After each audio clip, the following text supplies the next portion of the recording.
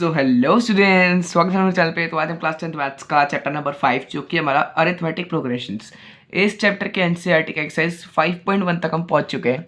So exercise 5.1 का question number 4 जो है, क्वेश्चन नंबर सेकंड थर्ड हम ऑलरेडी कंप्लीट कर चुके हैं। क्वेश्चन नंबर 4 भी, उसका हम फर्स्ट पार्ट और सेकेंड पार्ट पिछले वीडियोज़ में कंप्लीट कर चुके हैं। तो अगर आपने अभी तक वो वीडियोज़ नहीं देखी तो आप जाकर देख सकते हैं। आज की वीडियो में क्वेश्चन नंबर 4 का थर्ड और फोर्थ पार्ट को कंप्लीट करेंगे। सो स्टार्ट करते हैं अपना सॉल्यूशन। क्वेश्चन नंबर 4 का क्या बोल रहा है, which of the following are APs. तो ये हमें दो पैटर्न गिवन है, अभी मैं आपके लिए पैटर्न ही बोलूँगा, ठीक है। तो हमें बताना है कि क्या ये अरिथमेटिक प्रोग्रेशन है या नहीं है, ठीक है। वो मैं आपको सिखाऊंगा कि कैसे पता लगा सकते हैं कि कोई भी एक पैटर्न एक अरिथमेटिक प्रोग्रेशन है या नहीं है, ठीक है। और आगे क्या बोल रहा है, अगर ये एक एपी है तो आपको पता लगाना है उसका कॉमन डिफरेंस और उसकी आगे के 3 टर्म्स, ठीक है। कॉमन डिफरेंस का मतलब आपको पता होगा अगर आपने फर्स्ट पार्ट और सेकंड पार्ट देखा या फिर आपने इंट्रोडक्शन वीडियो देखी है, ठीक है। नहीं पता तो हम इस वीडियो में सीख ही लेंगे। स्टार्ट करते हैं। तो देखो ये हमें गिवन है माइनस का 1.2, माइनस का 3.2, माइनस का 5.2, माइनस का 7.2 और इसके आगे 100 ऑन, ठीक है।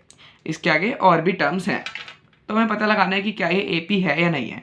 अब पता लगाने के लिए कि कोई भी एक पैटर्न जो है वो एपी है या नहीं है, उसका एक तरीका होता है। इसका मतलब क्या होता है कि हमारा जो कॉमन डिफरेंस है वो सबका सेम होना चाहिए। इट मीन्स जैसे हमारी फर्स्ट टर्म क्या है 1.2 और सेकेंड टर्म क्या है 3.2, ठीक है। इन दोनों के बीच का जो डिफरेंस है वो सेम होना चाहिए। फिर मतलब इन दोनों के बीच का जो डिफरेंस आएगा, ठीक है, वही डिफरेंस इन दोनों के बीच का भी होना चाहिए, 3.2 और 5.2 के बीच का, ठीक है। अभी आपको करके दिखाता हूँ और क्या समझ में आएगा। ये हमारी फर्स्ट टर्म है और ये हमारी सेकंड टर्म है। आप कॉमन डिफरेंस कैसे निकालते थे? कॉमन डिफरेंस निकालने का तरीका होता था कि आप सेकंड टर्म में से, सेकंड टर्म क्या है माइनस का 3.2, सेकंड टर्म में से आप फर्स्ट टर्म को माइनस करते थे। क्या करते थे? फर्स्ट टर्म को माइनस कर देते थे। अब कैसे निकालोगे आप? माइनस का 3.2, या माइनस माइनस प्लस हो जाएगा, प्लस 1.2।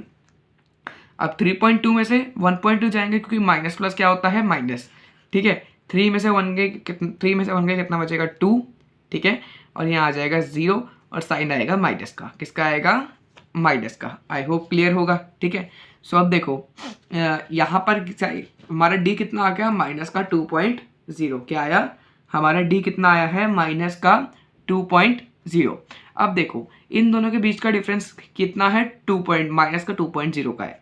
अब जरा इन दोनों के बीच का डिफरेंस देखो, मतलब इन दोनों के बीच का डिफरेंस मतलब थर्ड टर्म और सेकंड टर्म। थर्ड टर्म क्या है हमारी? माइनस का 5.2, ठीक है। अब इसमें से हम इसको माइनस कर देंगे सेकंड टर्म को, माइनस माइनस का 3.2, ठीक है। इसी तरीके से आप कॉमन डिफरेंस निकालते थे।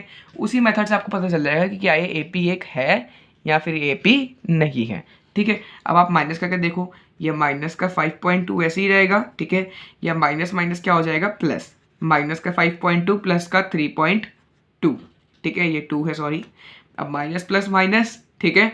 इधर भी क्या आ जाएगा? 5 में से 3 के कितने बचेंगे? 2, साइन आएगा माइनस का क्योंकि 5.2 बड़ा है और 2 में से 2 है 0। अब देखो यहाँ पर भी डी सेम है, यहाँ पर भी डी सेम है। इट मीन्स यहाँ पर जो पूरी एपी में जो गैप चल रहा है वो कितने का गैप चल रहा है? 2.0 का। कितने का गैप चल रहा है? 2.0 का। अगर मैं फर्स्ट टर्म में 2.0 ऐड कर दूंगा, माइनस 2.0 ऐड कर दूंगा तो मेरी सेकंड टर्म आ जाएगी। सेकंड टर्म में माइनस 2.0 ऐड कर दूंगा तो मेरी ये वाली थर्ड टर्म आ जाएगी। थर्ड टर्म में मैं माइनस 2.0 ऐड कर दूंगा तो मेरी ये वाली फोर्थ टर्म भी आ जाएगी। तो देखो सीधी सी बात है, कॉमन डिफरेंस जब सेम आ गया तो ये हमारी एपी है। तो आप लिख सकते हैं yes this forms an AP, ये एक एपी को फॉर्म कर रहे हैं, ठीक है। अब आगे उसने हमसे क्या पूछा है? फाइंड द कॉमन डिफरेंस, जो कि हमने निकाल लिया। डी क्या है हमारा? माइनस का 2.0। यही तरीका होता है कॉमन डिफरेंस निकालने का। अब क्या पूछा है उसने? Find the with 3 more terms. अब हमें उसके आगे की 3 और टर्म्स फाइंड आउट करनी है। देखो पहली 4 टर्म्स हमारी क्या थी? पहली 4 टर्म्स थी माइनस का 1.2, दूसरी थी माइनस का 3.2, तीसरी थी माइनस का 5.2, चौथी थी माइनस का 7.2 और फिफ्थ 6 7 टर्म हमें निकालनी है, ठीक है। हमें क्या निकालनी है? फिफ्थ टर्म निकालनी है, सिक्स्थ टर्म निकालनी है और सेवन्थ टर्म निकालनी है। First term, second term, third और फोर्थ, चारों टर्म्स हमें गिवन है, ठीक है। अब निकालेंगे कैसे? अब इसको निकालने का एक फॉर्मूला होता है। अब देखो फिफ्थ टर्म निकालने के लिए क्या फॉर्मूला होता है? अगर आपने इंट्रोडक्शन वीडियो देखी है तो आपको पता होगा, उसमें सारे कॉन्सेप्ट एक्सप्लेन्ड है जो कि इस चैप्टर में लगने वाले हैं, ठीक है। बहुत बढ़िया वीडियो है, आप जाकर देख सकते हैं, इसी चैनल पर है। तो फिफ्थ टर्म निकालने के लिए क्या फॉर्मूला होता है? a plus 4d। क्या फॉर्मूला होता है? a plus 4d। ठीक है, अब इसी तरीके से सिक्स्थ टर्म निकालने के लिए, सिक्स टर्म निकालने के लिए क्या फॉर्मूला होता है? a plus 5d। अब सेवन टर्म निकालने के लिए आप खुद बताइए, देखो जोन सी भी टर्म है उसमें से एक नंबर कम कर दो और उसको d के साथ मल्टीप्लाई में लगा दो, a प्लस तो सब में आएगा। ठीक है, तो अब ये सेवन्थ टर्म निकालनी है तो एक नंबर कम कर दिया तो क्या आया? 6, 6 को d के साथ मल्टीप्लाई में लगा दिया। ठीक है, इसी तरीके से अगर आपको एट्थ टर्म निकालनी हो तो क्या फॉर्मूला बन जाएगा? a plus 7d। Ninth term निकालनी हो तो क्या फॉर्मूला बन जाएगा? a plus 8d। क्लियर है? आई होप इसमें कोई डाउट नहीं होगा।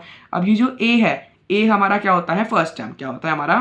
First term. आई होप इतना पता होगा। अब इधर फर्स्ट टर्म क्या है हमारी? माइनस का 1.2।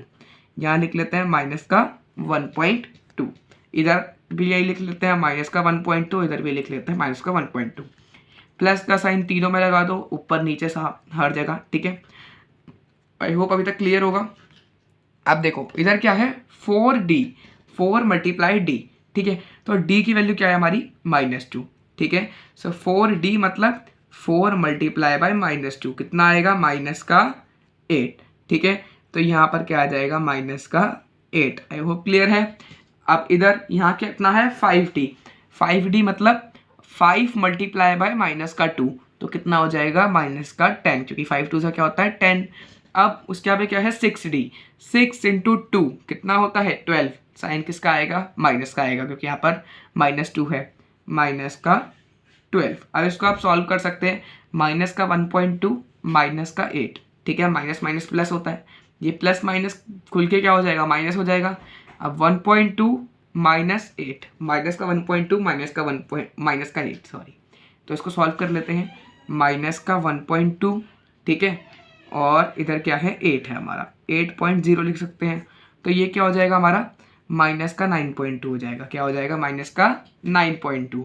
आई होप क्लियर होगा। ये हो जाएगा हमारा माइनस का 11.2। क्या हो जाएगा? माइनस का 11.2, और ये हो जाएगा हमारा माइनस का 13.2। इसको तो आप इजीली सॉल्व कर सकते हैं। आई होप इतना मैं आपसे एक्सपेक्ट कर सकता हूँ। प्लस माइनस माइनस होता है, ठीक है, माइनस का 1.2 माइनस का 12, ठीक है, माइनस माइनस प्लस होता है। सो 12 प्लस 1 कितना हुआ? 13, और 0.2 साथ में लग गया। क्लियर है? इधर भी हमने ये करा, इधर भी हमने ये करा, इजी से सॉल्व करा। अब देखो थर्ड पार्ट हो गया, मूव करते हैं फोर्थ पार्ट पर। उसके लिए हमें जाना पड़ेगा नेक्स्ट शीट पर। आ जाते हैं अपने फोर्थ पार्ट पर। लिख लेता हूँ अपनी नंबर्स जो हमारे गिवन है थे हमें। जस्ट अ सेकेंड, क्या थे हमारे नंबर्स? क्या गिवन है हमें? माइनस का 10, माइनस का 6, फिर क्या है? माइनस का 2, फिर प्लस का 2, और आगे की टर्म्स आपको निकालनी है अगर ये एक एपी है तो। ठीक है, क्या करना है पता लगाने के लिए कि एपी है या नहीं है? सबसे पहले डी निकाल लेते हैं। डी कैसे निकलेगा? सेकेंड टर्म में से फर्स्ट टर्म को माइनस कर देते हैं। सेकेंड टर्म क्या है? माइनस का 6 माइनस माइनस का 10। ठीक है, अब माइनस का 6 माइनस माइनस क्या होता है? प्लस। ठीक है, माइनस प्लस माइनस, 10 में से 6 गए, कितना बचेगा? 4। साइन किसका आएगा? पॉजिटिव का, क्योंकि 10 बड़ा है, तो डी कितना आया हमारा? 4 आया। ठीक है, अब पता लगाने के लिए क्या ये एपी है, मतलब ये बिल्कुल एपी है या नहीं है, हमें क्या करना पड़ेगा? एक बार थर्ड टर्म और सेकेंड टर्म का भी डी निकालना पड़ेगा।